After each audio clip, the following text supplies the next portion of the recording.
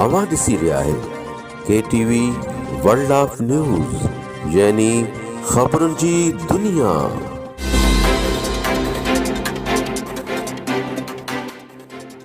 हींअर पेश आहे ॻڙھي यासीन मां एडी अबड़ो जी रिपोर्ट।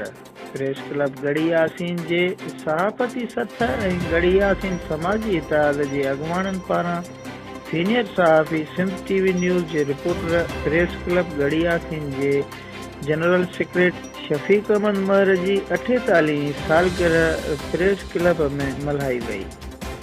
उन मौके ते ॻڙھي यासीन समाजी इतिहाद जे अॻुवाणनि बाबर खान पठान, शाहीन सिंधी ऐं ॻڙھي यासीन प्रेस क्लब जे सदर Rana Khalil Ahmed Rajput, deputy general secretary Mor Khan Jatoi, खजानची Sudhir Ahmed Khakhrani, office secretary Kadirdas Mahar, executive committee member महबूब अली दीनारी, ऑडिटर एडी अबड़ो इल्ताफ हुसैन खखराणीअ शरीक थी। सीनियर सहाफ़ी सिंध TV जे रिपोर्टर प्रेस क्लब ॻड़ھي यासीन जे जनरल सेक्रेटरीअ शफीक अहमद महर खे 48 सालगिरह जूं मुबारकूं ॾिनियूं ऐं गुलनि जा हार पाराया ऐं केक कटियो वियो।